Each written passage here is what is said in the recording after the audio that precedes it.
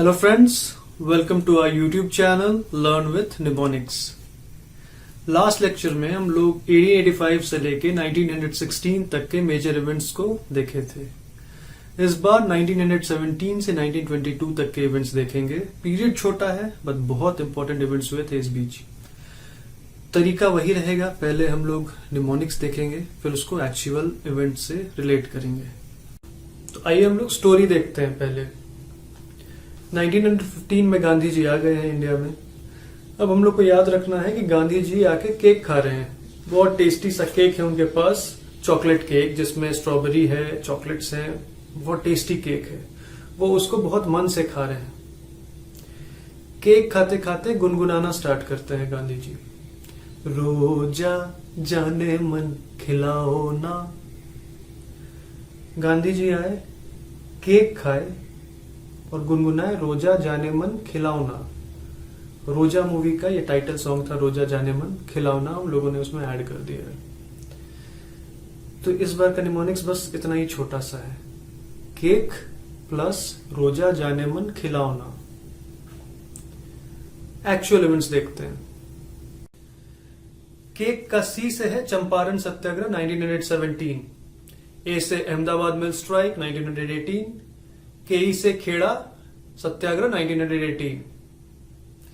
रोजा का रो से है रोलेट एक्ट, जाने मन का जा से है जालियांवाला बाग ट्रेजेडी, जाने मन का एम जो मन है एम से है मोंटेग्यू कैम्सफोर्ड रिफॉर्म्स 1919, खिलाओना से है खिलाफत and non cooperation movement 1919 and 1920। तो ये एक्चुअल इवेंट्स थे। केक जो हम लोग बोल रहे हैं, चंपारण, अहमदाबाद मिल्स और खेड़ा, इस पे तो यूपीएससी 2 बार क्वेश्चंस भी पूछ चुका है क्रोनोलॉजी पे ही। तो अगर आपको केक याद रहेगा तो आप वो इस टाइप के क्वेश्चंस अगर आते हैं तो आप इजीली सॉल्व कर पाएंगे। चंपारण सत्याग्रह गांधी जी का पहला सिविल डिसोबीडियंस मूवमेंट था इंडिया में। चंपारण बिहार में है। वहां पे किसानों को अपने खेत में से 15% ऑफ द लैंड पे इंडिगो उगाना पड़ता था। इंडिगो जो नील की खेती होती थी। 3 कट्ठिया सिस्टम बोलते थे। 20 कट्ठे में से 3 कट्ठा में उनको इंडिगो का ही खेती करना पड़ता था बाय फोर्स, और जिसपे इनकम नहीं होता था उनका एक्सप्लॉयटेशन किया जाता था। तो गांधी जी जब चंपारण पहुंचे तो वहां पे उनके अथॉरिटी ने कहा कि आप वापस चले जाइए। गांधी जी ने बोला कि मैं नहीं जाऊंगा। तो ये पहला सिविल डिसोबीडियंस था। अथॉरिटी कह रहा है कि आप जाइए, बट उन्होंने सीधे डिनाई कर दिया, वो नहीं जाएंगे। गवर्नमेंट ने फिर एक इंक्वायरी कमेटी सेट की, उसमें गांधी जी को भी रखा। वहां पे कमेटी ने फाइंड किया कि एक्चुअली एक्सप्लॉयटेशन हो रहा है वहां पे किसानों का।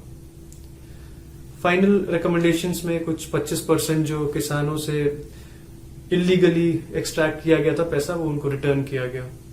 कहा जाता है कि 10 साल में सारे यूरोपियन प्लांटर्स जो ये 3 कट्ठिया सिस्टम और इंडिगो प्लांटेशन कराते थे वो वहां से उस एरिया से चले गए थे।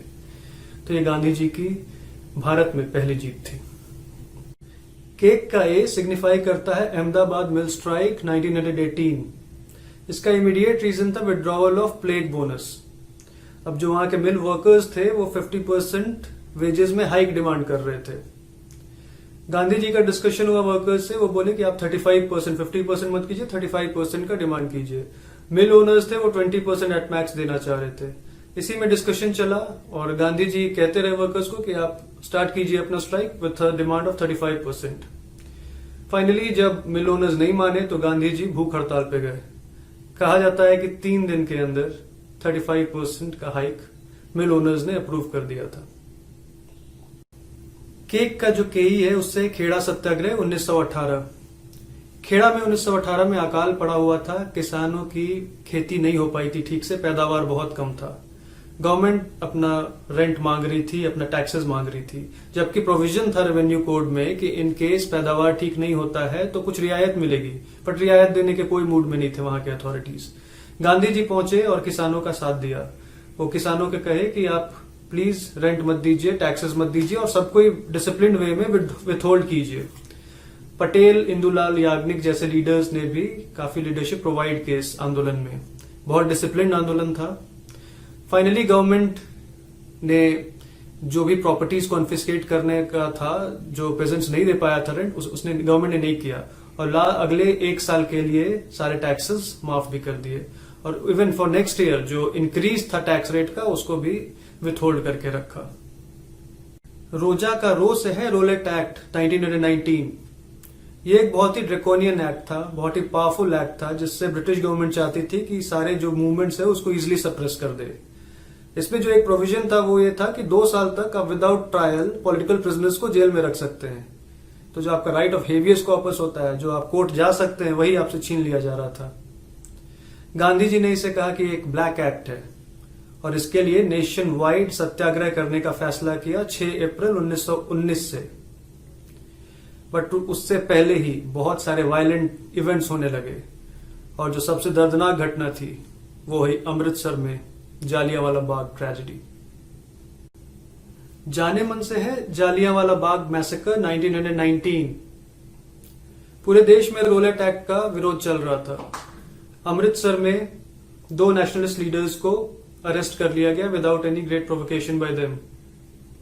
इसके विरोध में चिटपुट वायलेंस हुआ, उसमें कुछ फॉरेन नेशनल्स भी मारे गए। पूरे पंजाब में मार्शल लॉ लगा दिया गया और कमान सौंप दी गई जनरल डायर को। 13 अप्रैल 1919 द फेटफुल डे, बैसाखी का दिन था। जालियांवाला बाग में हजारों के तादाद में लोग पहुंचे। कहा जाता है 10 से 20 हजार लोग होंगे वहां। जनरल डायर भी पहुंचा।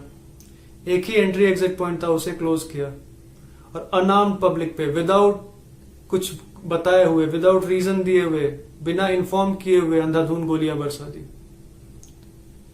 ऑफिशियल एस्टिमेट कहता है 379 लोग मरे थे। कांग्रेस ने जो अपनी कमेटी बनाई थी उसके हिसाब से कहा जाता है कि 1500 लोगों का, बूढ़े, बच्चे, महिलाएं, सबका डेथ हुआ था। ये ब्रिटिश शासन का one of the most brutal acts था। इस मैटर को इन्वेस्टिगेट करने के लिए गवर्नमेंट ने हंटर कमेटी का गठन किया। कमेटी ने माना कि जनरल डायर के एक्शंस गलत थे, बट फिर भी उनके अगेंस्ट कोई डिसिप्लिनरी एक्शन या कोई पीनल एक्शन नहीं लिया गया। इन सब के विरोध में रविंद्रनाथ टैगोर ने अपना नाइटहुड का खिताब वापस कर दिया। गांधी जी ने कैसरे हिंद का जो उन्हें खिताब मिला था बोयर वॉर के लिए, वो वापस किया।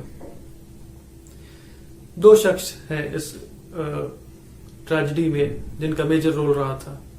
जनरल डायर जो एक्चुअली मौजूद थे उस जगह पे, और दूसरे लेफ्टिनेंट गवर्नर थे पंजाब के, माइकल ओ डवायर।